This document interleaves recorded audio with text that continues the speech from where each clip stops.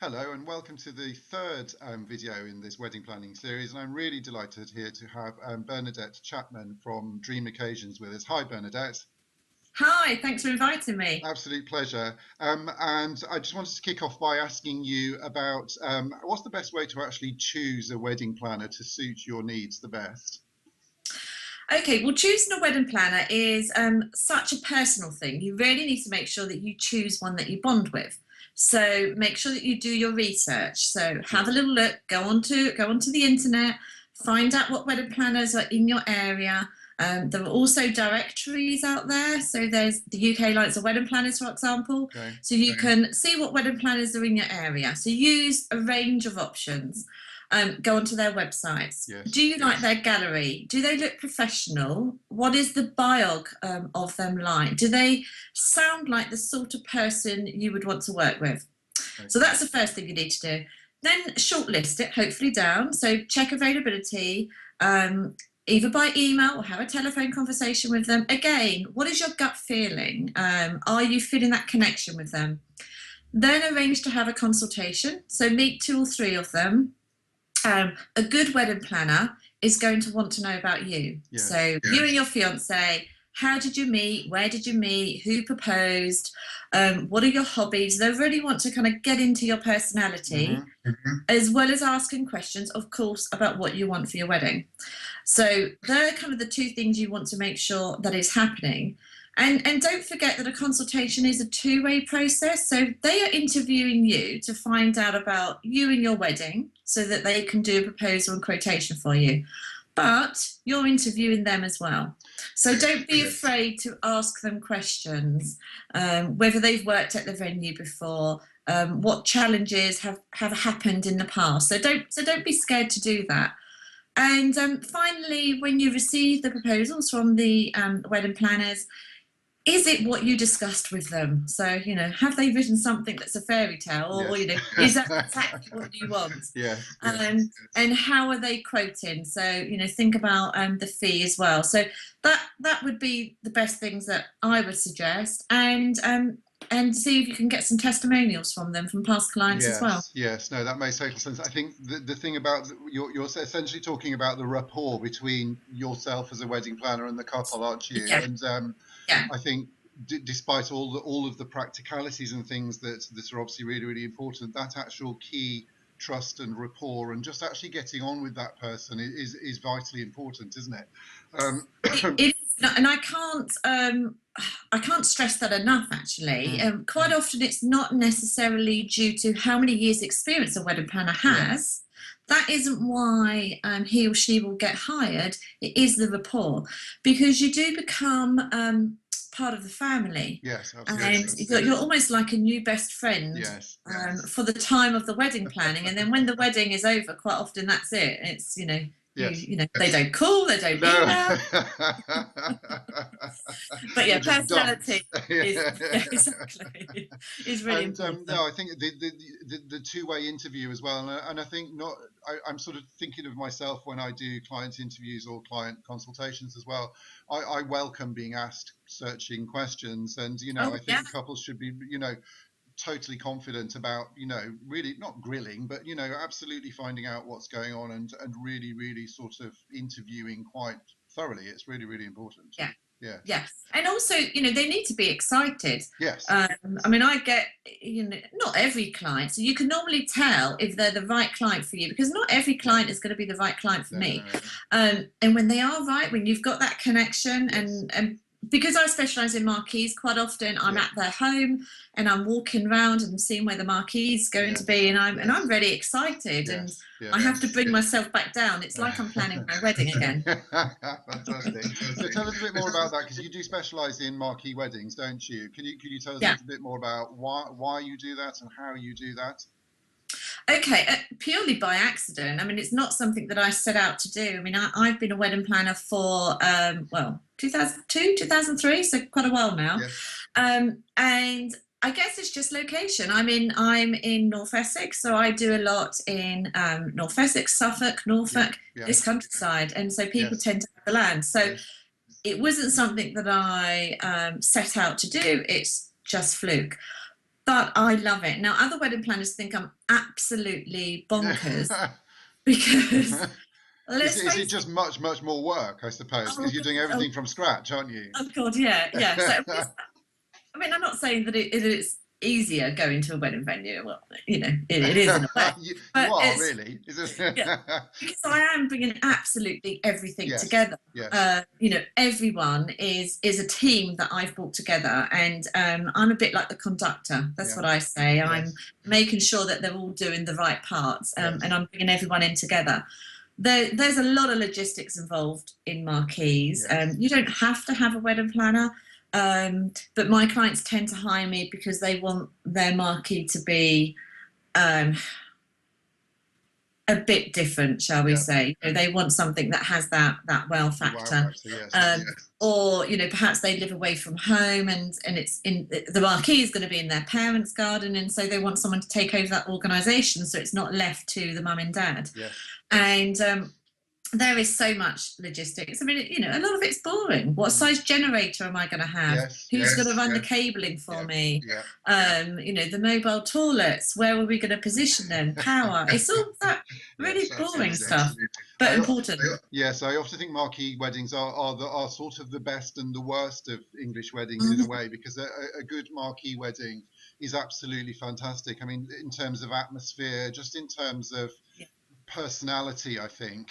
But on the converse of that, I think I've sort of experienced clients who are tearing their hair out because they, as you say, they don't know what wattage generator to get, and it takes so long to do the research and sort things out. Yeah. They don't know where to run the cabling. They're stressing about flooring. Will the sides go up? And there's about 5 or 10 different types of marquees that you don't know about, and so it is a huge undertaking. And then there's the setting up as well. I mean, I Yes. always remember a groom about 18 months after he got married emailed me and said, I always knew you were good, but I'm really appreciating you now, because he was an usher at a friend's wedding. Yes. And of course, they were all roped in. So they were the ones moving all the furniture, putting all the signage Yes. up, and Yes. doing all the linen and all of that sort of Yeah. stuff that actually I did. Yes. So my families don't have that running around, because marquees are hard work, and Yeah. some families thrive on that. But who's going to put all your furniture out and all the signage out? Who's going to lay your tables for you? I mean, hopefully the caterers will. Yes. How will you know all your decor bits? Who's going to put all the stationery out on the tables for you? Yes. Little Yes. things like that. It's not rocket science. I'm a wedding planner. I'm not a scientist. I am a wedding planner, so it's not difficult, Yes. but it's about having someone that is going to take that stress off your hands for you. Yes, in many ways, a sort of time stress, I imagine, as well. Well, a huge Yeah. time stress. So, Yeah. in terms of that sort of practicalities, now you must also, with your experience, know or know a huge amount about sort of what stylistically what works with what, and how to achieve a particular look or feel for a marquee or any venue. So, how can you sort of Yeah. help style wise with a bride who's looking for something that she wants something with a bit of wow factor? Maybe she doesn't know exactly what it is. How Yeah. can you help in that sort of circumstance? Okay, well, two things. I mean, there are a few stylists in the UK now. There wasn't until recently. It was very much an American thing. Yes. So you do have a choice. So if you don't want a wedding planner, you can actually hire a stylist that will Right. just come up with the concept for you. Okay. Of course, there are wedding planners that do it as well. Yes. I always say that I'm not design led. My clients disagree. Right. I think it's really important for you to find the right person for you as well, whose style and design and their gallery suits you. So I really concentrate on very classical English weddings. Yeah. But if we're talking very general, what I would say is, instead of just thinking, oh, I like that stationery, and I like those flowers, and I like this, you need to think more about how will they all work together. Yeah. So you can't just pick a bit from here and pick a bit from there. Yes. Yes. How will they work together? So what will that linen look like on the tables? What flowers have you chosen? The linen, I mean, a pet hate of mine is, having square cloths on round tables. Why would you do that? So, it's about having that conversation with your caterer. Yes. If they're providing the linen, what linen have they got? What sizes is it? Would it go to the floor, for example? Yes. Thinking about your chairs, because sometimes, particularly with marquees, you don't really think about linen or chairs. You just think it's going to be okay. But actually, in my job is it's not going to be okay. I want to know everything. So I want to know that the linen in the chairs are going to go with the carpet that's on the floor, with the stationery that I'm putting on the tables, with the flowers. That is quite hard, isn't it? Yeah. I think the best advice is don't just take the venue or marquee or caterer's word as gospel. You know what they're saying. This is their table settings, for example. If you don't like that, there are some fabulous companies out there that you can hire. You know, items from. So if you don't like their champagne glasses, hire it in. If you want a coloured water glass, hire it in, and it'll make such a big difference to the actual design of the tables. And I think sometimes people put too much emphasis on, say, beautiful flowers, which I love, but they don't think about anything else. So you've got this really amazing, elaborate floral display, and then the linen is a horrible white starched linen, and you know the stationery may be, for example, you know, ivory, and it doesn't go with the white linen, and then the chairs aren't very nice, and almost. What was the point in spending that money on those flowers? Because it's not enough to have. I'm just using flowers as an example. It's not enough to just have the beautiful flowers on a table if everything else isn't working. That does make sense. And so you need to make sure that everything is interconnecting. Pinterest is a great tool to use. But do remember, on Pinterest, in a lot of cases, there are styled shoots. Now, a styled photo shoot. Said that, yes. It's very different to reality. So if you've seen, you know, a beautiful styled shoot in the middle of a forest with a very small table, and it's a really elaborate display, there's flowers overflowing everywhere. It looks great, but how's that going to work for 150 guests in a venue? I think that's a great point, actually. Sorry to stop you, because that's one of my bugbears, is a lot of the visuals and photographies, and a lot of the wedding images or images that a lot of the popular wedding blogs are pushing out. They are contrived, styled, you know, and they're not reality, as you absolutely say. But you have to sort of balance that with the fact that actually you do need to have an overview, and you do need to sort of put all your individual bits within a context, which is what you're saying, isn't it? It should inspire. So that's what, you know, Pinterest and the blog should do. It should inspire you. So it shouldn't be that I'm going to take that and recreate it. It should be, okay, thinking about it, what do you like about that photo shoot, as an example, and what do you want to take away from it? I mean, quite often when I'm creating design for my clients, it will just be one thing.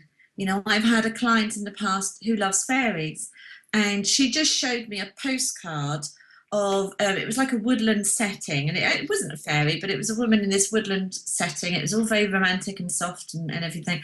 And it was from that one postcard that we then came up with the whole wedding design. It could be a hobby, you know, someone said, but I've done a party before and they've said their hobby is sailing. So again, we've created it from that. So sometimes it could just be one thing. And then you build on that, and you kind of create a story around that one thing. I think that's it's sort of having one theme, so it's sort of coherent, isn't it, rather than being tempted to choose odds and ends from all different places and sort of jam them together and hope that it which works. Never works. The other thing that I would actually say to bride and grooms as well is really think about what you want your wedding to be like. So what's the one word to describe your wedding? What do you want your guests to walk away from your wedding feeling? You know, in here and thinking about your wedding. What are their memories of your wedding going to be? Is it going to be of all those little details that you've got everywhere? And, you know, whether that's, you know, flip-flops in a basket, or whether it's the toiletries in the toilet, or whether it's the signage, or, you know, is it going to be those little details that they will remember, that you will remember? Or will it be what music was played, what food they were eating, and what the atmosphere was like? Generally, I would say what guests remember is, did they have enough to drink? Did they have enough to eat? Did they have a good dance? Yes. But also, what's the atmosphere? And I think even with design, when you're creating the design, I think you ought to think about the atmosphere that you want your wedding to convey as well. Fantastic. Yeah. Bernadette is absolutely packed full of gems of information and insights. Thank My you very much pleasure. indeed. Thank That's you. okay. Thank My you. Bye pleasure. bye. Bye.